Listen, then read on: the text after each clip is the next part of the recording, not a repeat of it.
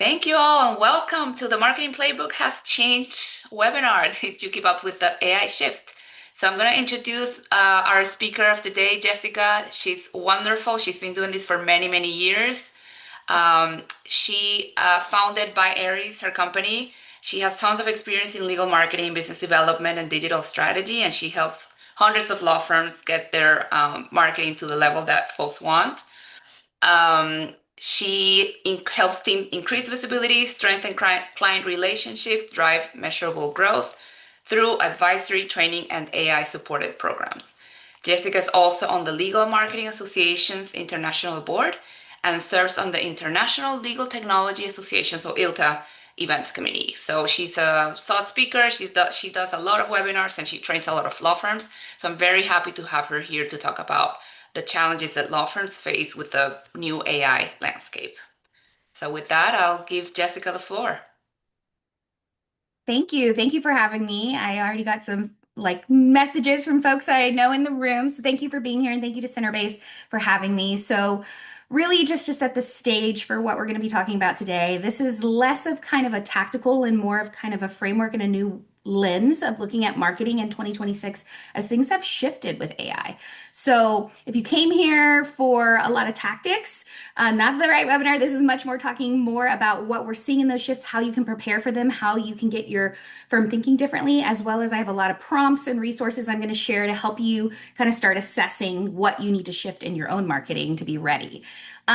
So today's kind of agenda, just to give you a lay of the land, we are going to talk about why now, why this shift is happening. We're going to talk about the new lenses or the new framework for looking at your marketing and spoiler, they're there on the screen, but we'll talk about them a lot more in depth. And then we're going to talk about evaluating your marketing, but also I'm going to mention several prompts, several resources as we go through this. So that QR code on screen will actually take you to a worksheet slash workbook that will kind of help you work through your own marketing and assessing your own marketing through these lenses as I talk about some of these things, as well as share all the prompts from today. So if you want any of the AI prompts that I mentioned, those are going to be in that workbook as well. Just because the deck it's quick, it's up there quickly, and I'm one of those people I like to just copy and paste the prompt. So I like to make it easy for y'all. So let's talk about why now. So marketing often looks the same on the surface when we think about marketing in general, but the environment around marketing right now is really changing because of AI. And AI is really shaping how firms are surfaced, how they're understood, and how they're evaluated in general by their clients, prospects, sources. So what was the link? Let me go back real quick. I'll just share the link again. It's this link.byaries.com/2026 marketing playbook. It's kind of long. I'll make sure too we get it sent out in the email at the end for anyone who wants to download it later or doesn't want to look at it at this moment. So nothing you've been doing in the past is necessarily wrong when it comes to marketing, but you've probably felt the shift and wondered, like, what do I need to do to prepare for it with regard to AI? And so that's what we're going to talk about today. And we're going to what I like or what I often hear, and I talk to a lot of CMOs. I'm in like text groups with CMOs. I'm in regular conversation with the C-suite in law firms. Is they're saying like we're doing marketing, but we're not really sure how to evaluate what works. This is really common in like B2B law firms where there's lots of aggregate kind of actions that ultimately result in a new client or a new matter coming on board. Those that are in kind of the more of the high volume B2C type markets, they maybe have more of the analytics set up, but they're still like not sure how to measure. Some of it's shifting. They're seeing their traffic shift. They're not sure what to do. So if you're in that state of going, I do stuff like we do stuff with SEO, we do content, we create a lot of marketing, but I don't really know what's effective. And I know AI is like going to impact all of this, but like I'm not sure how. You're in the right room today. So if you're curious about that, we're going to talk a lot more about it. And I just want to frame this from the real risk in 2026 and beyond is actually not necessarily doing marketing wrong, but it's evaluating your existing marketing with these outdated assumptions. This like, oh, we can just do SEO and it will all work out. Or, oh, we can just do this one thing that's always worked in the past and it will all work out. Everything is shifting with AI. So, and we'll talk a lot more about the before and the after. I have a lot of examples of what things look like before, how they're looking like now. So you have a better picture because I'm one of those people I don't like things in the abstract. I'm like, show me an actual example. So I'm going to show you a lot of examples here today of what before looks like versus what it's looking like now and how you can start thinking differently. And really, this session is about asking better questions about your marketing. It's not necessarily about, the individual tactics. Like, I'm not going to sit here and give you like here's the exact way everyone should do marketing. But you should know at the end of the day, this framework that I'm going to present to you, these lenses, they apply to all firms, whether they're, the big mega firms. I have examples here from like Denton's to like the baby boutiques, right? Like just startup, right? Like I just launched my firm. Like I'm the founder and the attorney and the everything, right? Whether you're wearing all the hats or you have a large team, these principles apply. So let's talk about what that new framework really looks like. Okay. So essentially, we have four new lenses we need to look at our marketing at. This is not necessarily a marketing audit. This is more about reshaping how we look at our marketing moving forward. The first is visibility. We're going to talk a lot more about what that looks like. The second is credibility. It's how people judge, like whether or not you're the right resource to reach out to, whether you're the attorney or whether you're the law firm. Clarity has always been important. It's going to have very similar measurements, but we're going to talk a lot more about what it looks like in 2026. And then conversion and momentum. These are the four new lenses to think about when evaluating your marketing. So let's jump into visibility first.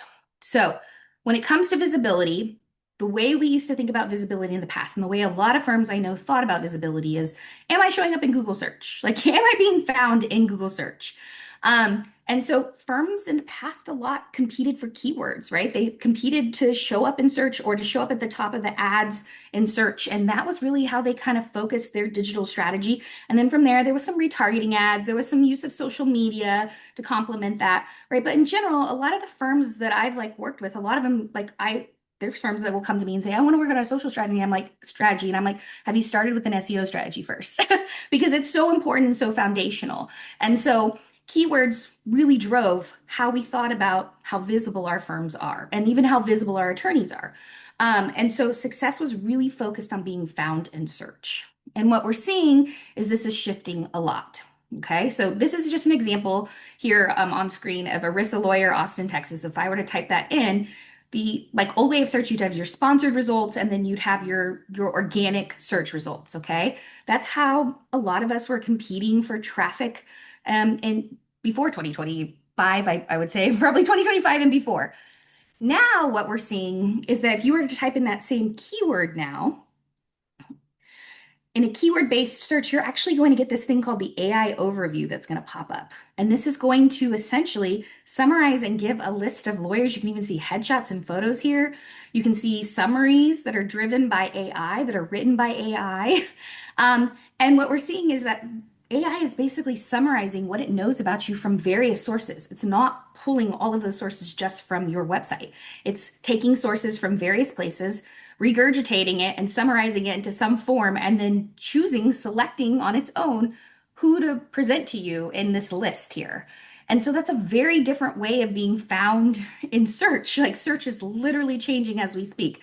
And this, I will have to tell you, I was doing this the first time I did it and I put in Arissa Lawyer, Austin, Texas. I got all of the keyword-based search. The next time I put it into search, I got all of the AI visibility search. I did it a third time and it went back to keyword. So it's all over the place. You don't know how your customer is going to be searching and what they're going to get. And that means all of us need to be thinking about not just how to show up with keywords, but how to also show up in these AI overviews.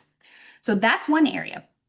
The second thing we're seeing is clients aren't always typing in keywords, right? They're not always thinking in terms of keywords. They're sometimes typing questions into AI. And this is an example with Google because I'm seeing more and more clients and prospects as they get familiar with ChatGPT and they get familiar with AI, they're typing questions in and they're getting resources spit back to them through these AI overviews that then include certain sources. And so what we're actually seeing here is we type in a question and we get like steps, like a summary, almost like a blog article summarized back to the prospect. But what's interesting is the sources that are linked up and that are surfaced here are law firm sources. Some of them, one's healthcare.gov, but that means those law firms are writing articles that are being sourced there. And so many of us probably wonder, how can we be the primary source, right, in AI overviews? So we're going to talk a lot about what that looks like, how to make sure that you're showing up there, you are the primary source, but also how to think differently about these AI overviews to make sure you're being surfaced in those questions that really matter. So when you think about this, how you want to think about this rather, is that you want to think about not only keywords, which is being found in search, like what we've done traditionally. So that might be the law firm name, that might be your lawyer's name, it might be the search keywords that are being typed in. So I just made up a firm here, Ropes and Ropes and Sarah Ropes, and she's an ERISA lawyer in Austin, Texas. Okay. Here's my example here. That's the kind of keyword-based search we used to be doing. But we also need to be thinking about what questions our prospects might be asking within search. So, like in this instance, someone who might need an ERISA lawyer might ask, what do I do if my insurance claim is denied? Right? So that might be an instance of a type of search someone might put in that we need to be thinking about. But more importantly, we want to make sure that when we are surfaced on AI, that it's actually getting the correct information about us, that it's accurately representing what's visible to our clients about what we are. And I don't know about you, but I've been working in marketing for over 15 years now. And there's a lot of inconsistency across the web when it comes to lawyers and law firms and what they're saying about themselves. And I've seen entire firms shift practice focus. I've seen them dissolve, reunite, become whole new names, right? There's a lot of information out there that needs to be kind of audited and reassessed. And so this becomes really important to make sure your practice descriptions, the name of your firm, where you're showing up is really consistent and it's being surfaced correctly in AI. So, how do you make sure that Google knows the right information about you? So Google has this thing called the knowledge panel. This is where you can update your Google business profile. It's essentially you have to claim the business, but this knowledge profile that pops up sometimes when you type in keywords, this you want to make sure is accurate. You want to make sure it has like the correct name and has the correct understanding of the practice area you're in, has pictures that are relevant, right? Has the correct address, phone number, those things. You want to make sure that that data is correct, because that information is one of the primary sources from which Google pulls for these AI summaries. The second thing you want to make sure of is you want to make sure your website is up to date. If your website has inconsistent information with what you're putting in your Google profile, it's time to make those updates. And I talk to a lot of lawyers that say, well, I don't know who updates the website, or I don't, we haven't looked at that in a while. Well, now's the time to look at it because that's going to be a primary source for anything that AI pulls from is going to be your website. And so having that up to date is going to be essential. Also, you want to look at Wikipedia, any wiki data that's been presented about you, any trusted third-party sources like legal directories, if you're doing Legal 500, Chambers, any of those types of things, right? You want to make sure you're very consistent in the practice group language you're submitting, in the firm name. I've seen firms that have, sometimes they write out their full name, sometimes they write out only their shortened kind of like known name in the marketplace, right? And sometimes they have like their acronyms for their names and they just presume everyone knows that that's who they are. You really need to go through and audit those things and make sure they're consistent across the board. And then you also want to make sure you have structured data and entity consistency across the web. Now, how do you get surfaced for what you're not searched for? So if you want to be surfaced for those questions, you want to be known as the lawyer who does X and the go-to law firm for Y, then you need to be extremely clear about what you do. This is like no time is better than now for your lawyers to be developing personal brands where they're very clear on who they're targeting, what practice areas they're in, what industries they're focused on, what types of clients they want. Have them get as particular now than ever, because this is going to make it even clearer and easier for AI to know when to surface them as a result. You also want to publish fewer things, but have higher quality, reference-worthy articles and content. So I know a lot of firms that put out tons and tons of blogs and articles because they were playing the SEO game and they were trying to rank for every keyword. I'm arguing right now that you should really stop, pause, and ask if this article is something someone could Google, it's probably not worth writing. Like if this is something that anyone could surface with AI, then it's probably not worth writing. Instead, I am advising my clients to take a lot more time to think about creating content that has true insight, that really focuses on what changed, what it means, what to watch within the law, and why their clients should really care about reading their content. And that means surfacing more in-depth content with greater insight and greater authority. You also want to make your content really easy, like your expertise really easy to attribute. So using consistent titles, practice areas, I've talked a bit about the consistency, but just making sure that's very consistent across the board. And you want to show up in industry conversations where things are happening, right? So these aggregators like to pull from ecosystems, right? The ChatGPTs of the world like to pull from known sources that they know are authoritative sources on certain areas.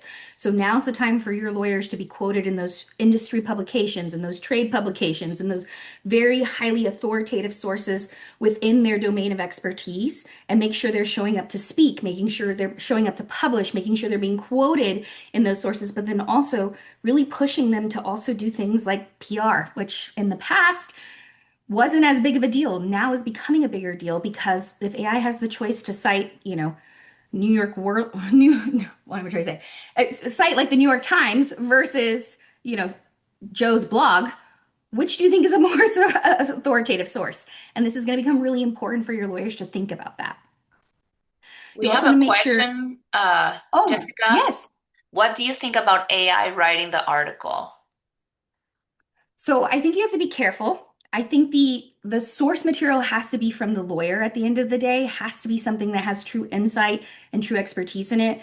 And then you can use AI to do some drafts, but I think at the end of the day, a human still really needs to edit it because I think it's very obvious. There's certain tells that are very um, just obvious to anyone who knows or has used AI that it's been written by AI.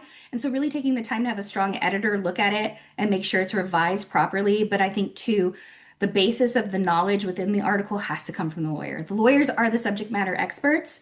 They really should be the ones providing the foundation for whatever the piece is, and then making sure from there it's adapted, maybe used with AI to draft, but then revised heavily as well. Like it can't just be a click one button and it's done. It really needs to be reviewed and critiqued and looked at from the view of like, does this sound like a human or does this sound like AI wrote this? You want to be consistent across the platforms, like I said, and you want to build relationships with those who can expand your reach. So that means if the media is reaching out to you, your lawyer can't say, "Oh, I'll get back to them when I get back to them," right? Like if the media is asking your lawyer for a quote, you need to be on it like that, right? These are opportunities to really boost the visibility of your lawyers in a way by creating a foundational source for those chat GPTs, those Geminis, those AI overviews. You really want to have those media quotes, and you want to make sure that your lawyers and your firm gets mentioned in the news to build trust. So that's kind of how to think about how to get surfaced in those searches that are like questions, to really think about building those reliable sources. Some questions you can also ask yourself is, do AI tools surface our firm or my practice? Like, is this like when I actually type in best law firm for our practice area and whatever location, do we come up, right? Like, are we even showing up? And I'll give you a prompt to kind of analyze this better. Is the description accurate? And are our competitors being introduced over us? And if so, it's time to kind of reevaluate. And so I actually have a visibility prompt here for you. This is available in the workbook as well. But essentially what you would do is put in this prompt, it's short, into like a ChatGPT, a Gemini, whatever tool, Copilot, and just see what comes up. And so I'll show you an example of this one in action. So I'm going to do it for Denton's just for the sake of doing it. So I go in here, I put in Denton's, I put in their website, and it's going to surface their results. And this is ChatGPT, by the way, if you aren't familiar with this is ChatGPT. And so it's just going to pull up what it knows about Denton's. And you can see here, it gives me a pretty long kind of output telling me what it knows about Denton's. And now if I'm working at Denton's, can go through and say, okay, is this correct? Are these our competitors? Do we have information that's missing? Some information you may disagree with AI, you don't want to put on your site, like your pricing structure, right? Like that might be something you don't put on your website for purposeful reasons, right? But there's other information that could be helpful that maybe you missed and you didn't think about. So just running this prompt through and kind of seeing what AI knows about you is a great way to start kind of understanding. And you can do this if you're a lawyer, you can do this if you're a marketer, you can do this if you're office administrator, whoever, right? Like just think about it in this way.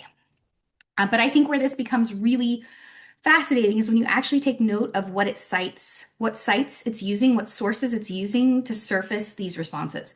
Sometimes it's the firm website, but sometimes it's things like the CBN sites or Legal 500, right? So if you have any inconsistencies across the web in these areas, this is where it's surfacing this information. You can tell really quickly what's showing up and decide, okay, do we need to make some updates?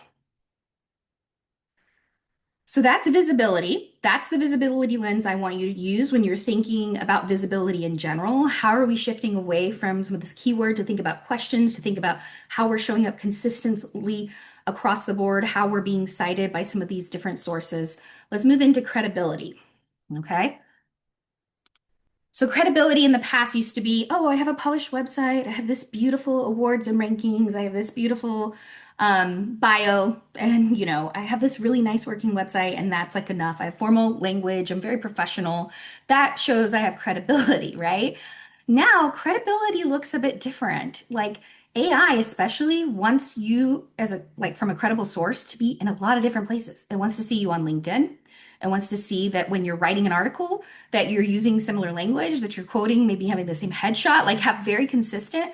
It wants to see that if you're showing up on the Mostly Legal podcast, which Cinderbase had me on, right, that you're using similar language, that you're talking about yourself in the same terms, that if you're showing up in U.S. News and World Report, like I was quoted, right, that you're showing up in the same capacity, in the same way as an expert in that same field that it's surfacing you for, and that your bio, we have short bios in my agency, but that your bio is also consistent across the board and what it's presenting.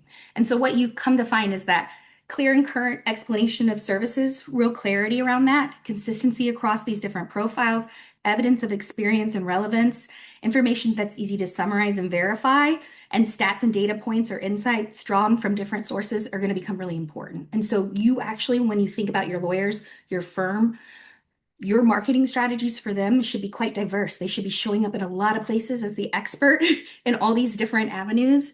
And you really want them to have a lot of places where they are visible and consistent in how they show up. And because I'm a data geek, I wanted to give you a back end view of what this looks like when it comes to looking at your analytics. So, how do you measure credibility with AI chatbots? So, one thing I like to do is in Google Analytics, if you have a data team, please have them go and create a chatbot or a channel where all of the chats are like aggregated in your analytics. So that might be Perplexity, ChatGPT, Copilot, like all the traffic. You want to put them in one channel group because when you do that, you can then see what content is actually driving people to our website from AI chatbots. And you'll see it starts to become consistent. This is from like a week, and it's not the like craziest amount of traffic, but it shows you that in this week, LinkedIn for Lawyers, 10 examples of lawyers doing social media marketing on LinkedIn like pros was one of our top cited sources for AI chatbots. And this blog, Proving ROI for Lawyers on LinkedIn Law Firm Marketing, was our second most cited from chatbots. And then one was a landing pages for our services on LinkedIn. So this shows you really quickly kind of what type of content the chatbots are surfacing for us. And you can start saying, well, how can I make more content like that, right? How can I do more content like this content that's going to be most effective? And I have these boxes that popped up because I was thinking I wouldn't be able to talk through it. But so you want to set up GA4 to group your AI traffic, and then you want to be able to look by landing page. So you can group your AI chatbot traffic and show your landing page query string here and see which landing pages are the landing pages that are drawing AI chat traffic. And you can see from there, I can then say, what makes these two pieces, these two articles really unique? Well, one, our top one, the LinkedIn for Lawyers one with 10 lawyers doing LinkedIn like pros, the reason why it's driving the most citations from AI is because it's real practical use cases of lawyers who actually are using LinkedIn effectively. And we have a lot of lawyers that we coach on LinkedIn. We send this article out to a lot of our lawyers as examples, like go check out these profiles, as well as we see a lot of traffic just in general, search traffic in general, go to this particular page. So you can start assessing how could we create more content like this. You also, our second like most trafficked is this one on basically ROI for LinkedIn. And this one has tons of internal stats and data that we collected over the last 6 years, talking about what makes a LinkedIn profile effective. What is measurable results on LinkedIn in terms of referral sources and new leads that come in. It has a lot of data in there to show the impact of having a personal brand on LinkedIn, how it drives traffic, revenue, visibility, all of that to firms. And so that's a lot of internal data, has a lot of stats and things that we've collected over the years, right? So that's why it's often cited because it can pull up actual data from our own internal data set to say, like, this is what's important. And so what you're noticing, what's common between these two pages is they're extremely practical, they're extremely insight driven, and there's a lot of kind of practical information anyone can pull from. And so that's what's ultimately going to get cited by a AI. So lawyers will say, but how do I create insight? Like I can't share personal client data. Like I'm worried about confidentiality. I'm a former lawyer. I'm worried about confidentiality too. So I'm gonna give you 4 strategies for thinking about how you can create articles, thought leadership that have real insight that aren't just basic blah. Okay. The first is pattern recognition or pattern aggregation. This is going to be identifying repeat issues across multiple matters and then creating like a thought angle like 3 trends we are seeing across M&A deals this year, right? Like you're not disclosing any sort of confidential information by saying, hey, these are the trends we're seeing this year, right? So this is one angle for those lawyers who are skeptical. This also really builds authority for your lawyer because it shows they have market-wide insight. It shows that they have that knowledge because they're getting those questions, they're getting those types of deals coming their way. And it establishes that credibility. The second is delta analysis. So you can compare current matters to prior periods to spot changes. So that like angle might be what is different about deal risk allocation this year versus last year, right? Doing like a what we're seeing now versus what we saw last year. This positions the lawyer as current and adaptive. So that's why this kind of angle works really well. And it allows the lawyer to show a lot of insight and is much more likely to be cited by AI because you're talking about where things are in 2026 versus where they were in the past. Very similar to this presentation right now, which is where we're going right now in 2026 versus where we were in the past, right? Creating articles and content like that is much more likely to get cited. You can do client question mining. If you have a lawyer who has a lot of prospects that come in over a monthly, weekly, whatever basis, you can group recurring questions, client questions together and create quite like an article on the questions boards are asking now that they weren't last year, right? Or the 5 questions every board should be asking, right? Like those types of angles can be really great kind of listicle style things can be really helpful and they're grounded in real concerns. And then the final one is risk archetypes. This is looking at like your profiles based on common behaviors or risks, and then saying the 3 types of companies most exposed to post-closing disputes. Like that type of angle can work really well. So this works really well in industries where you have a certain industry focus, like what healthcare industry needs to know right now about XYZ. That's an angle you could take to create insight-driven content that doesn't reveal any kind of client confidentiality or doesn't go against client confidentiality. So here's some credibility red flags. You're going to get into issues with credibility if you have outdated or static website profiles that aren't up to date, generic content that anyone could Google, or if you have words that like have no context to them on your website, like you're not explaining what's significant about it, why you got it, or negative reviews from clients and or employees. We're actually seeing sometimes with some firms that if they have a lot of like negative employee reviews, those get surfaced in the AI chats.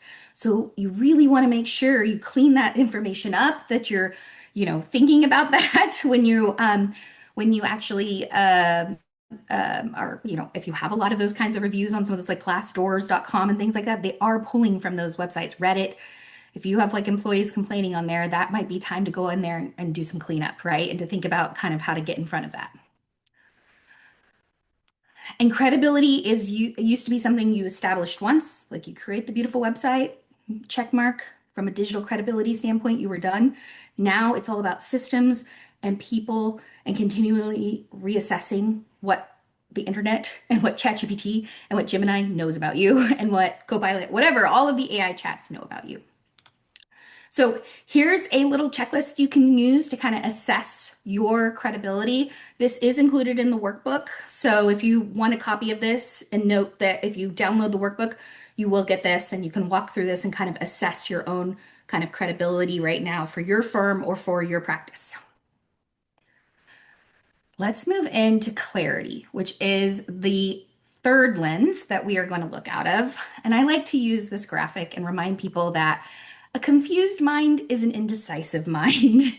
And the one way to think about this is if humans struggle to understand what it is, who you help, and what they're supposed to do on your website or around your LinkedIn profile or your email that you just sent, then AI is going to be confused as well.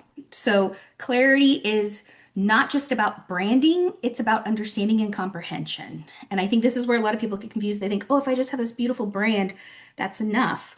Clarity is about how you communicate what you do. And so you really want to ask yourself, can a stranger very quickly tell me who I help, what problem I solve, why it matters, and what to do next? And if they can't answer those four questions, you probably have a clarity issue. And that means that AI has a clarity issue as well. And it means it's probably going to surface information that you don't want to be known for or inaccurately resurface information.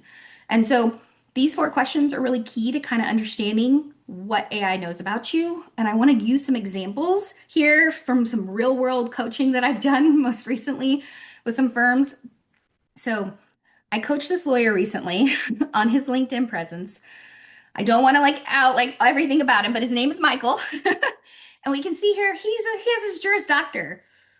Not very helpful if I'm searching for a qualified attorney in a certain practice area. One, has he graduated law school? I don't know. Juris Doctor, you could have just graduated and not be practicing, right? That's a question I might have looking at this. It's not very informative as to what practice area he's in. It's not very helpful to me. I don't know if I can reach out to him for, let's say, my business matter, right? Because he's just a Juris Doctor. Whereas, let's say his colleague here has this type of a headline that is focused on IP, privacy, and AI lawyers serving businesses in privacy, IP, and technology transactions. That's much clearer. If I have a business matter in IP, privacy, trademark, right, I know I can reach out to him and get help, right? So just to show you, LinkedIn is one of the primary sources where I see this issue pop up. A lot of lawyers love to keep this vague. It just says attorney or partner, not helpful. So I like to show people that your headline can be one of your biggest brand building opportunities and can create the most clarity for you. And to really think about what you have. And I have a really great use case here. If y'all are not aware of Delisi Friday, she's a brilliant referral marketer. And she essentially works with lawyers all day long to refer business back and forth. And she made this post, and I highly recommend, I will also share this link, highly recommend you go and watch this video because it's fascinating. Essentially, what she is saying in this video is that she had a close family friend who needed a criminal defense attorney to show up in court in Houston tomorrow. And so she immediately jumped on it because she knows lots of lawyers and thought, oh, this is great business to refer to someone. She goes to LinkedIn, types in criminal defense attorney, Houston. All of these lawyers come up, but none of them are actually like specific in what they do. None of their headlines say criminal defense attorney. A lot of them say personal injury or other type of area of law, right? Or they surface for other reasons, right? So it's a really great use case of someone who has the ability to refer a piece of work and gets frustrated by the fact that she can't find an attorney quickly who practices in the area of law that she needs help. And I think it's a really great example of why taking the time to get really focused on creating a headline for clarity purposes is so essential. And then making sure that same headline translates to whatever's showing up on your firm website and whatever's showing up in your legal directories and anything that you're sending out for public consumption. And so I like to say there's four different ways to think about headlines. You could do like an industry focus, a practice area focus, an industry plus practice focus, or practice and location focus. There's different ways you can spin it, but being clear here is one of the easiest ways to brand yourself and make sure that there's no confusion. This is also a prompt that I created that's really helpful. You can throw it into a ChatGPT, a Gemini, a Copilot, whatever it is, and you can see if your firm website or your attorney bios are serving the purpose you want in terms of clarity. Are they clear on the services being offered, the ideal type of client, what feels compelling or confusing, and if there's any questions that remain unanswered. So this is a prompt that's in the workbook. I highly recommend you run your firm website or your attorney bio through it. You can even use, I like to do like a screen grab of LinkedIn profiles sometimes and use these types of prompts to just assess what's missing, what's confusing, what isn't serving the lawyers I'm working with on LinkedIn. So that's clarity in a nutshell. Let's move into conversion and momentum.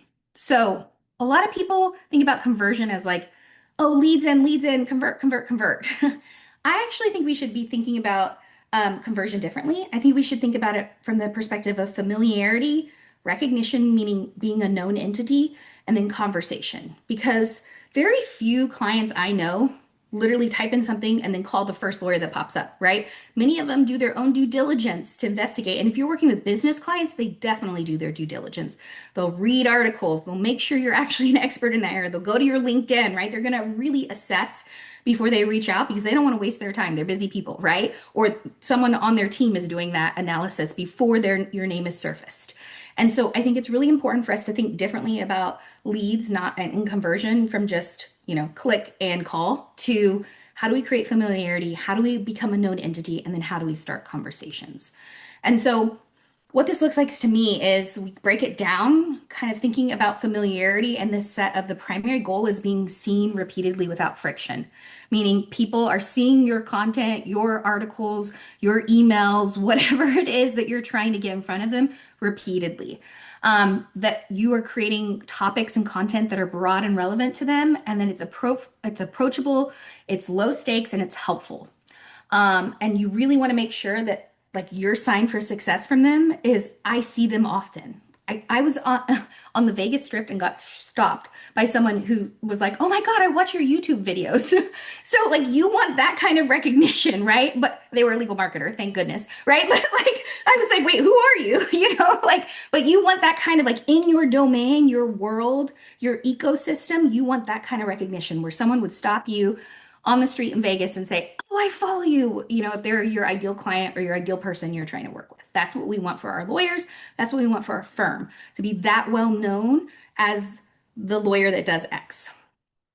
Then we want to create content that's developing and we want to create relationships. We want to create messaging that really thinks about developing recognition. And so that means you want to be mentally associated with this idea. You want to have narrow ownership of this idea. You want to be opinionated. This is the biggest mistake I see.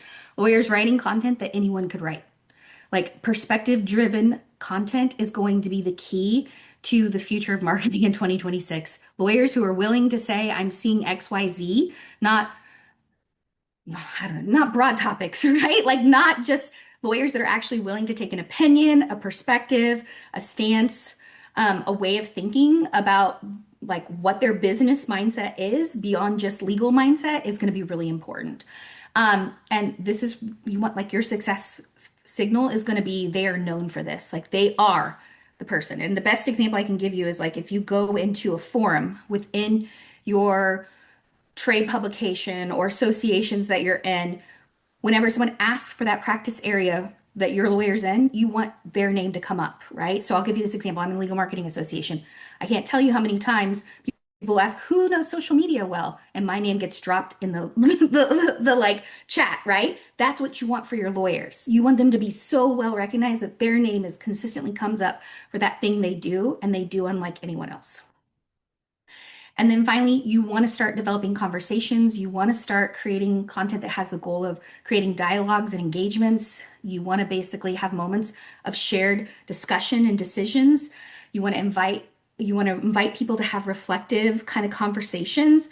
And really, what you want is this to be something where you're creating content where you can forward it along to a client and you can be like, this made me think I should reach out to you. Or your clients are surfacing the content or the marketing that you're giving and say, oh my gosh, this is so timely. This was just something I was worried about. It was keeping me up at night, right? You want them to be reaching out to you in that way.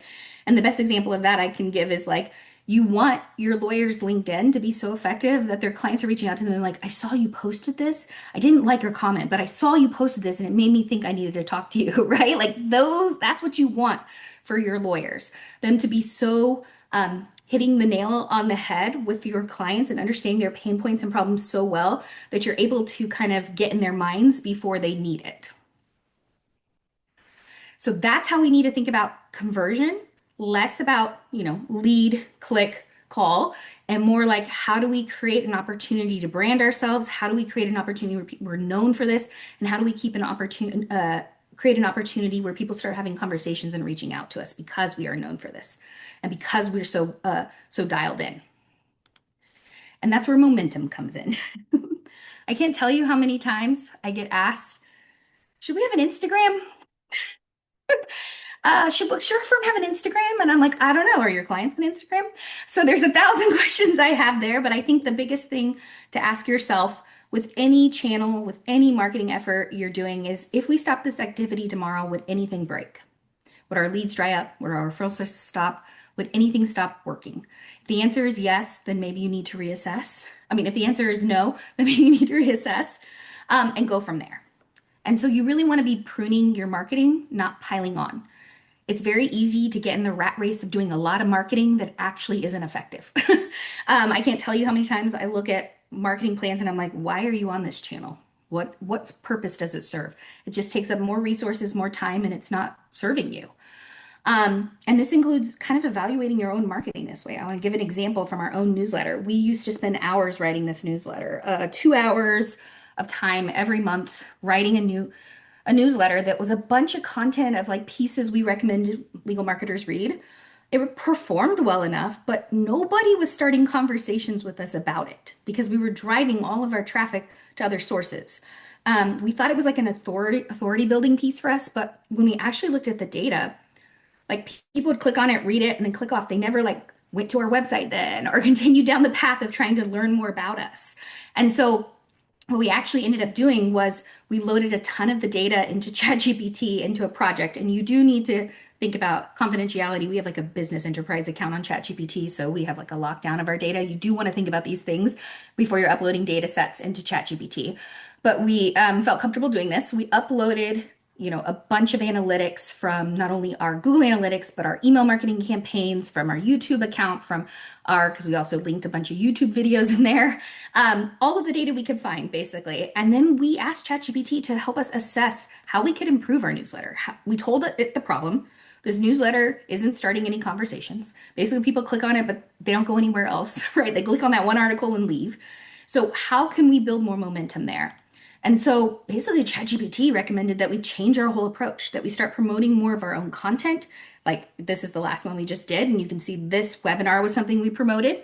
It started telling us to like stop promoting other people's stuff and focus more on your like best stuff that you're creating that people might have missed this month, right? Like because you're creating a lot of content, not all of it is getting the viewership or readership it should. And it told us to kind of reassess this newsletter. And so we did. And what we found was not only did our open rates and click-through rates improve, but we actually had people reaching out to us about articles we sent or telling us, oh, I'm going to be at the webinar that you're having at Centerbase, right? Like people would actually mention that to me because they saw it in our emails.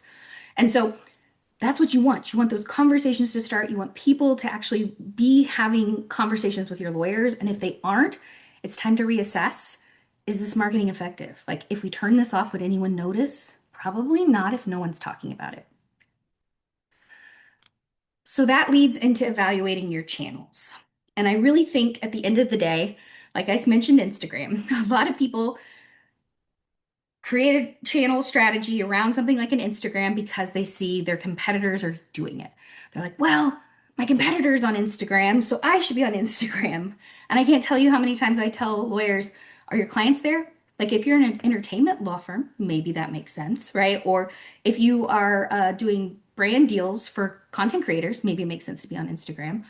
If you're trying to improve recruiting or something like that, maybe it makes sense to be on Instagram. But just to be on Instagram, not really a good enough reason to be on Instagram. And so I really think these questions are key to asking whether or not a channel makes sense. And I realize Instagram is not a channel, social is a channel, but like it's a platform within a channel. And I can't tell you how many times I hear people say, should we be on this thing? Should we be on that? Should we be on this? Should we be on TikTok? Should we be wherever? And so I think these are the questions you need to ask of each channel. Why does it exist? Who is the audience we're trying to serve with this channel? Who's going to own creating content for this channel? Because I can't tell you how many times too I have lawyers say, I need a podcast. And I'm like, are you going to be filming the podcast? Are you going to record the podcast? Like, are you going to commit to creating a weekly episode of a podcast that you're going to film? Like, are you going to help find and source the guest on your podcast, right? So who owns it? Who's doing the work? What resources are committed to it? What evidence supports the reason for it to exist? And if it disappears, would anyone notice? These are the questions to ask. If it hasn't been created, obviously you need some data to assess whether or not if it didn't exist, would people miss it? But I think that this is a great way to kind of evaluate your channels and your marketing. So I created this channel table for you. This also exists in the worksheet, but essentially what I want you to do is go through different aspects of the different channels that you have and ask these questions like, what is the purpose of this? Who is the audience? Who owns it right now? And are they owning it well? That might be a question to ask too. But also, like, what evidence do we have that it's effective? And what I find a lot of the times when people say, I'm doing a lot of marketing, but I don't know it's effective, it's because they're missing this evidence block. They don't know what to measure. And so I really think you need to go back to say, do we have the analytics set up? Do we have the data set up to actually support understanding the evidence behind this channel existing or this marketing existing? Um, and if you lost it, what's the risk if it was removed altogether? And really like note that down because often the risk if it's removed is like the greatest insight whether or not the channel should exist. So this exists in your worksheet to go through. You can see there's awards and rankings, events, sponsorships, client alerts. You can expand, add. This is just a table, so you could create it in your own Word doc. But essentially, the idea would be to kind of evaluate your marketing in that way. And I also made you a prompt. So if you're not sure, you can put this prompt in and you can evaluate your marketing with this prompt and you can get out an output like this. So in this instance, I had AI evaluate my own marketing efforts. You can see I have some work to do on my website when it comes to conversion and momentum, right? But this gave me like a nice scorecard. It gave me an idea of where the intended purpose is of these different channels, where there's opportunities, improvements and recommendations. So this is like a starting point for you to kind of do an assessment of your own channels through this evaluation framework and kind of decide through these lenses whether or not the marketing you're doing is serving the purpose you want it to. So that again is right here for anyone who didn't get it. It's in the worksheet as well. But this is the ultimate kind of question to ask, like, do I need this channel? Is it working for me? Is it serving me? And what is the scores and how can we make improvements to it, right? You can see right now I don't have any fives. And so I think this is also very telling. Like if you're all fives, great for you, but I also would hope that there is opportunity for improvement and for you to continue to kind of grow and work on your marketing.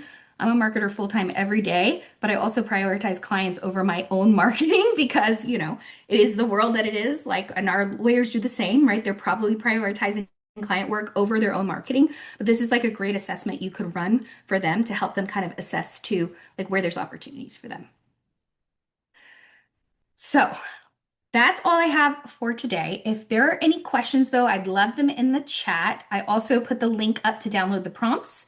I encourage everyone to LinkedIn with me if we're not connected. And if you learned something today, I'd love it if you shared what you learned on LinkedIn and tagged Centerbase and myself, just so we know that you enjoyed this workshop and that it was helpful to you.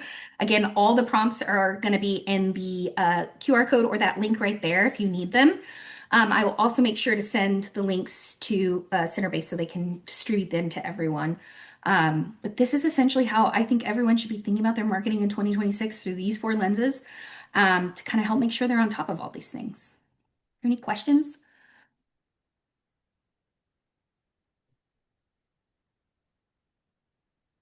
This was great, Jessica. Thank you. Absolutely. Oh, lots of familiar faces here on the chat that I see. You're very popular. And I'll be sending out the recording as well as the PDF with all the prompts and the framework. These are very, very helpful. Just you have to take the time to do it, right? Yeah. Yeah, and run the prompts, put it in, see what it gives you, assess. And I really wanted to make the prompts accessible so they're not super long. I really always try to be careful because it's very easy to get run into really long prompts. But yes, also feel free to reach out to me if there's separate questions. I hope this was helpful. There's a question, how do you evaluate if LinkedIn is working? Yeah.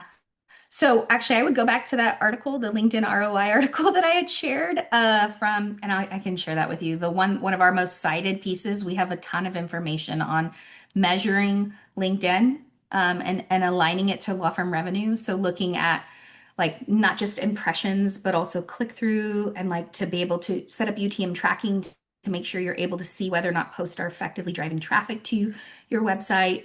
And then for like individual lawyers profiles, we actually see that lawyers who post consistently on LinkedIn, I think it's like 6x their visibility in Google search for their names because they're a known entity on LinkedIn and then their name becomes more searched. And so they actually have a lot more traffic to their firm bios from people typing in their names because they see them on LinkedIn. So just something to think about. Getting Google Analytics set up, GA for Dummies. So Google Analytics is fairly simple to install. It's the actual like reports that you want to create that take a little bit more work. We can help you set that up, Leah, if you have questions. I find Google Analytics, especially the latest version, to be a bit overwhelming if you haven't set it up yourself because there's all kinds of reports you can pull and ways you can.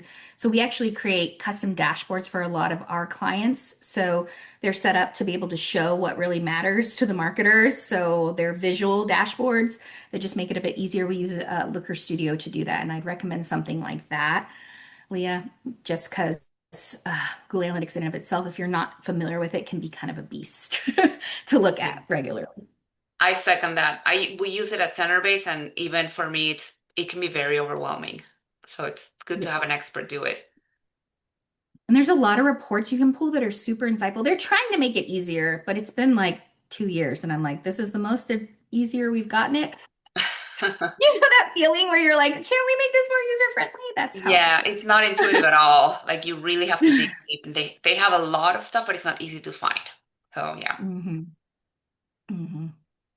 So yeah, Leah, I mean the actual setup part configuration isn't as complicated. Like your web developer could probably do that, but the actual like pulling reports that are helpful, a little more work. yeah. Oh, a Yelp page versus a Google page for your firm. I still think Google's king. I mean, Google also owns Gemini.